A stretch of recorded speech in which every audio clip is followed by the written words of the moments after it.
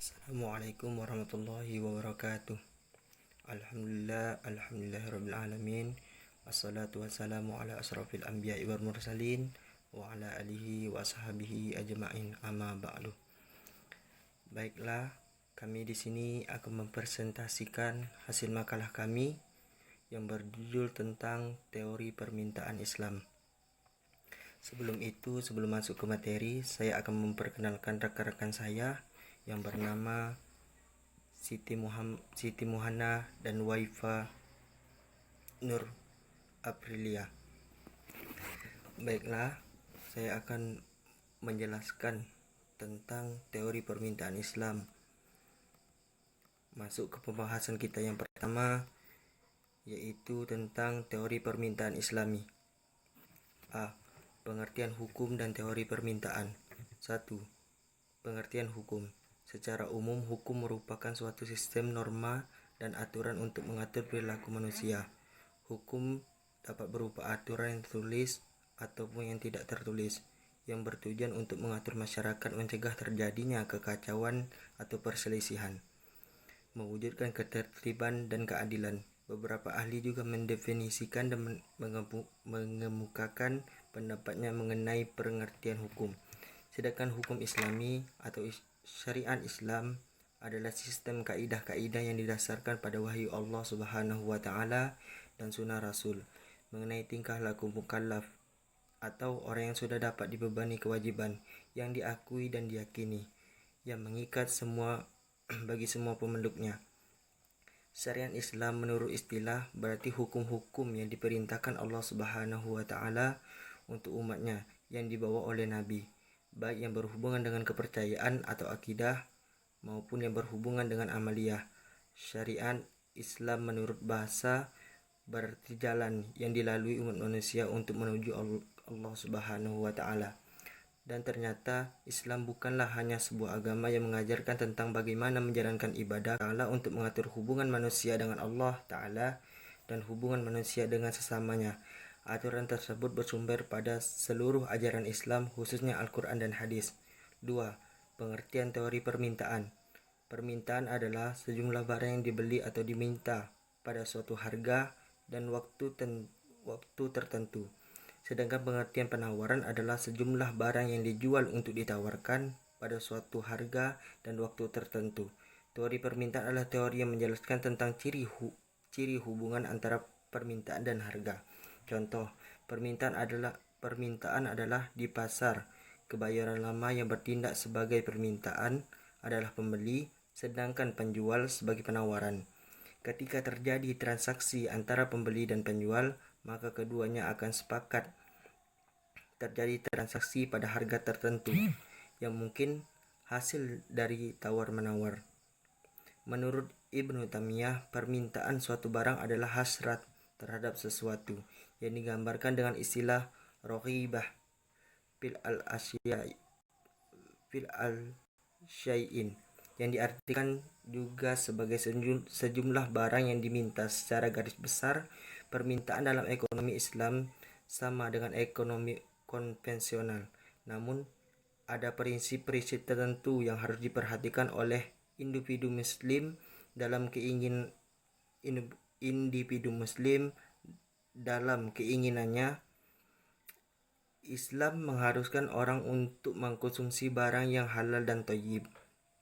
Aturan Islam melarang seorang muslim memakan barang yang haram kecuali dalam keadaan darurat, di mana apabila barang tersebut tidak dimakan, maka akan berpengaruh terhadapnya muslim tersebut. Di saat darurat, seorang muslim dibolehkan mengkonsumsi barang haram secukupnya. 3. Hukum permintaan. Jika harga semakin murah, maka permintaan atau pembeli akan semakin banyak dari sebaliknya.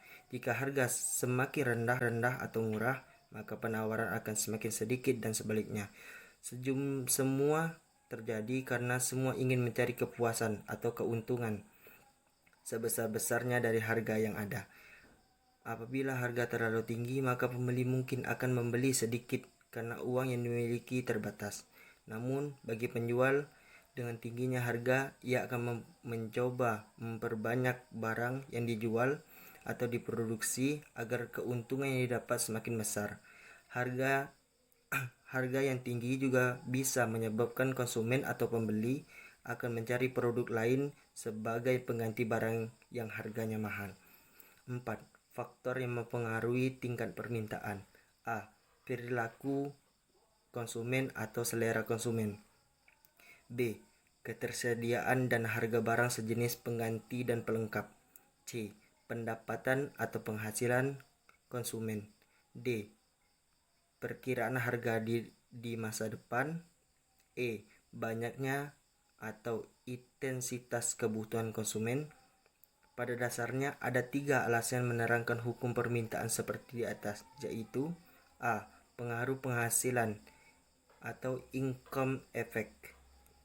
Apabila suatu harga barang naik, maka dengan uang yang sama orang akan mengurangi jumlah barang yang dibeli. Sebaliknya, jika harga barang turun dengan anggaran yang sama, orang bisa membeli lebih banyak barang. B. Pengaruh substitusi. Jika suatu barang naik, maka orang akan mencari barang yang lain. Harganya lebih murah tetapi fungsinya sama. Pencarian barang lain itu merupakan substitusi. C. Penghargaan subjektif. Tinggi rendahnya harga yang bersedia dibayar konsumen untuk barang tertentu mencerminkan kegunaan atau kepuasan dari barang tersebut. Makin banyak dari satu macam yang dimiliki, maka semakin marginal. Perubahan pada tingkat harga akan memindahkan titik permintaan dalam suatu kurva permintaan. Sedangkan perubahan pada faktor selain harga atau misalnya pendapatan akan menggeser kurva permintaan. Selain harga barang itu sendiri, faktor-faktor yang mempengaruhi terhadap permintaan antara lain: A. Harga barang lain. Permintaan akan dipengaruhi juga oleh harga barang lain, dengan catatan barang itu merupakan barang substitusi atau perlengkapan. Apabila barang substitusi naik, maka permintaan terhadap barang itu sendiri akan meningkat. Sebaliknya, apabila harga barang substitusi turun, maka permintaan terhadap barang itu akan turun. B. Tingkat pendapatan. Tingkat pendapatan konsumen akan menunjukkan daya beli konsumen. Semakin tinggi tingkat pendapatan, daya beli konsumen kuat, sehingga akhirnya akan mendorong permintaan terhadap suatu barang. C. Selera, kebiasaan, dan mode. Selera, kebiasaan, dan mode atau musim juga akan mempengaruhi permintaan suatu barang. Jika selera masyarakat terhadap suatu barang meningkat, permintaan terhadap barang itu pun akan meningkat. D. Jumlah penduduk. Jumlah penduduk mencerminkan jumlah pembeli. Sifat hubungan jumlah penduduk dengan permintaan suatu barang adalah positif. Apabila jumlah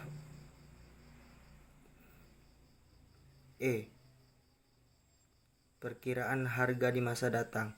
Apabila kita memperkirakan harga suatu barang di masa mendatang naik, kita lebih baik membeli barang tersebut sekarang guna menghemat belanja di masa mendatang. Maka permintaan terhadap barang itu sekarang akan meningkat. Dengan demikian dapat dikatakan bahwa hubungan antara permintaan dan perkiraan harga di masa mendatang adalah positif. Kurva permintaan barang halal dan haram. Kurva permintaan diturunkan di titik persinggungan antara kurva indifference curve dan anggaran. Katakanlah seorang konsumen memiliki pendapatan I sama dengan 1 juta per bulan dan menghadapi pilihan untuk mengkonsumsi barang X dan Y, yang keduanya adalah barang halal.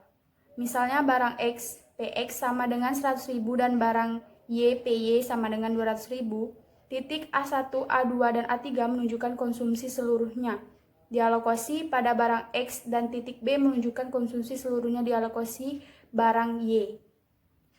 Dengan data ini dibuat, garis anggaran dapat menarik garis lurus antara dua titik. Bila terjadi penurunan harga X sebesar 50.000, maka kaki garis anggaran pada sumbu X akan bertambah panjang. Perpanjangan kaki di sumbu X ini membuktikan bahwa ketika harga X turun, maka referensi konsumen untuk menaikkan pembeli terhadap komoditas X meningkat. Karena banyak yang berubah adalah dari harga salah satu komoditas, maka referensi harga komoditas untuk komoditas Y tidak berpengaruh sehingga tidak berpotongan dengan sumbu Y. Dan sumbu Y tidak berubah, sedangkan titik perpotongan dengan sumbu X berubah. Bila harga X menjadi PX sama dengan 25.000, maka kaki garis anggaran pada sumbu X akan berubah panjang. Titik perpotongan sumbu Y tidak berubah, sedangkan perpotongan sumbu X berubah. Dengan simulasi harga barang X, akan didapatkan kurva yang menggambarkan harga dengan jumlah barang X yang diterima atau yang diminta. Jadi, semakin tinggi harga, semakin sedikit jumlah barang yang diminta. Dengan demikian, didapatkan kemiringan kurva permintaan yang negatif untuk barang halal, sebagaimana lazimnya permintaan yang dipelajari dalam ilmu ekonomi konvensional. Yang kedua adalah kurva permintaan barang halal dalam pilihan halal haram. Dalam pilihan yang dihadapi adalah antara barang halal dan barang haram, maka solusi optimalnya adalah corner solution. Katakanlah seorang konsumen mempunyai pendapatan I sama dengan 1 juta per bulan menghadapi pilihan untuk mengkonsumsi barang halal X dan barang haram Y. Katakanlah pada harga barang X PX sama dengan 100.000 dan barang Y sama dengan 200.000. Maka titik A1, A2, dan A3 menunjukkan konsumsi seluruhnya dialokasi pada barang X dan titik B menunjukkan konsumsi seluruhnya dialokasi pada barang Y. Simulasi penurunan harga juga konsumsi dapat dilakukan dari 100.000 ke tingkat PX sama dengan 50.000 dan PX 25.000. Dengan mengkonsumsi perubahan hanya pada barang X, maka kita sekarang memiliki 3 tipe garis anggaran yang berbeda. Pada harga X sama dengan 100.000, budget line berada pada BL1, sedangkan pada harga X sebesar 50.000 budget line BL2. Demikian juga dengan harga X berada pada level 25.000, maka budget line berada menjadi BL3. Dengan menggunakan simulasi penurunan harga barang X yang halal ini, maka kita dapat memformulasikan kurva permintaan barang halal X dalam pilihan halal dan haram. Dapat disimpulkan bahwa optimal solution untuk komoditas halal haram berada pada titik di mana barang halal dan haram yang dikonsumsi berada pada level 0. Hal ini senada dengan perintah Islam tentang pelarangan untuk mencampurkan barang halal dan barang haram. Dan semakin tinggi harga, semakin sedikit jumlah barang yang diminta. Dengan demikian, kita juga mendapatkan keringanan kurva permintaan yang negatif untuk barang halal dan pemilihan halal X dan haram Y. Perbedaannya terletak pada kecuraman kurva dalam istilah ekonominya, pada elastisitas harga. Penurunan harga 100.000 ke 50.000 meningkatkan permintaan barang X dari 10 ke 20. Penurunan dari 50.000 ke 25.000 meningkatkan permintaan barang X dari 20 ke 40. Pengaruh pajak dan zakat penjualan. Pengaruh pajak penjualan. Pengenaan pajak penjualan atau pajak pertambahan nilai sebesar misalnya 100 per liter bensin premium atau misalnya 10% dari harga per unit akan meningkatkan average total cost. Peningkatan ATC secara langsung juga berarti peningkatan MC. Adanya pengenaan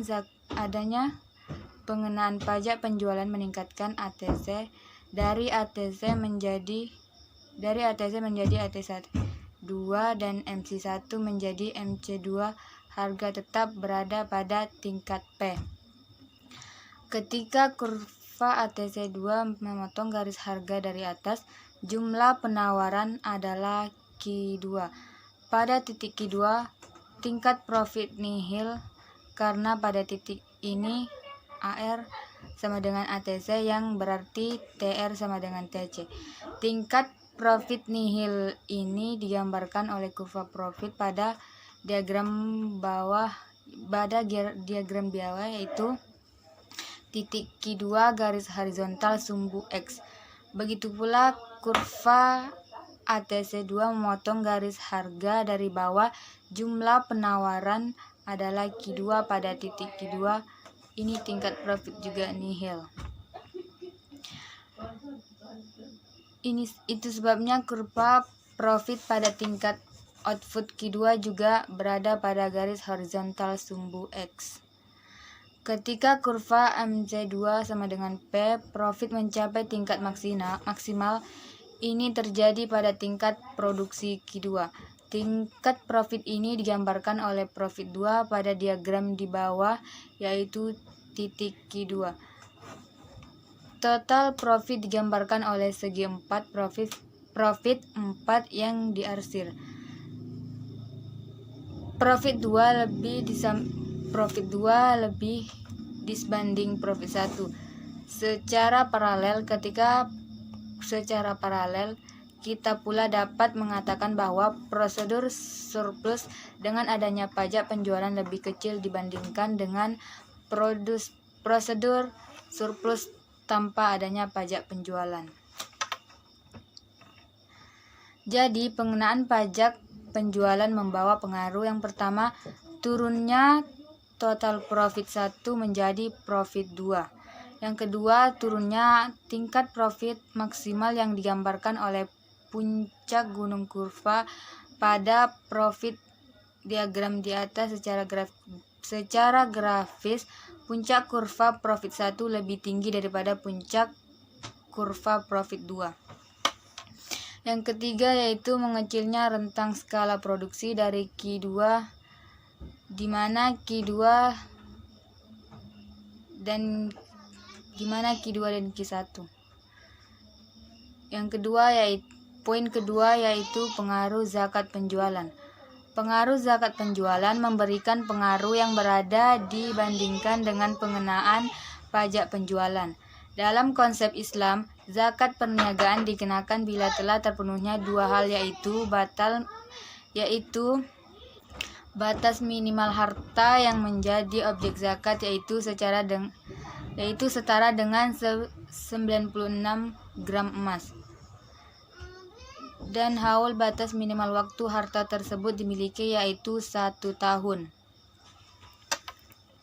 Bila nisab dan haul terpenuhi, maka wajiblah dikeluarkan zakatnya sebesar 2,5%. Objek zakat perniagaan adalah barang yang diperjualbelikan dalam hal ilmu ekonomi. Ini berarti yang menjadi objek zakat perniagaan adalah revenue minus cost. Ulama berbeda pendapat mengenai komponen biaya. Berpendapat bahwa biaya tetap boleh diperhitungkan, sedangkan sebagian ulama lainnya berpendapat bahwa hanya biaya variabel saja yang diperhitungkan. Dalam ilmu ekonomi, pendapat pertama berarti menjadi objek zakat dalam economic rent, sedangkan pendapat kedua berarti menjadi objek zakat adalah quasi rent atau prosedur surplus. Pendapat manapun yang digunakan atas objek zakat ini sama sekali tidak memberikan pengaruh terhadap ATC, yang berarti pula tidak ada pengaruh terhadap profit yang dihasilkan. Pengenaan zakat perniagaan juga sama sekali tidak memberikan pengaruh terhadap MC, yang berarti pula tidak memberikan pengaruh terhadap kurva penawaran. Upaya memaksimalkan profit berarti pula memaksimalkan prosedur surplus, dan sekaligus berarti memaksimalkan zakat yang harus dibayar. Jadi dengan adanya pengenaan zakat perniagaan pelaku memaksimalkan profit berjalan sejalan dengan pelaku memaksimalkan zakat.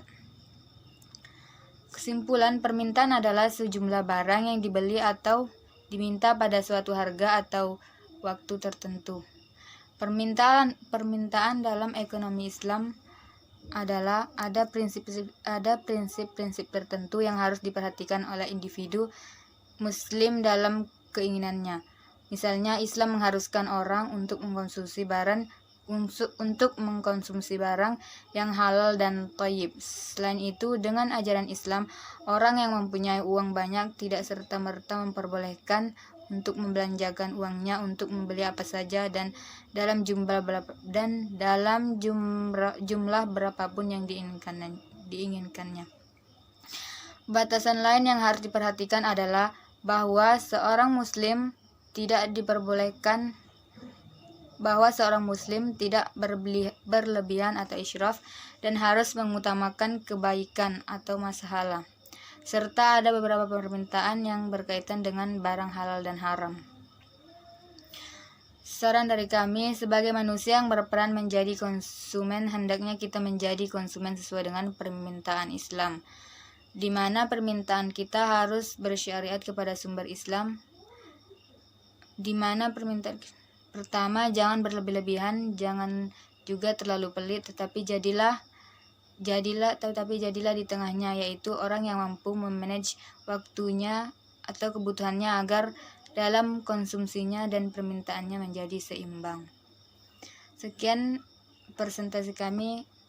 Mohon maaf apabila terdapat kesalahan. Wassalamualaikum warahmatullahi wabarakatuh.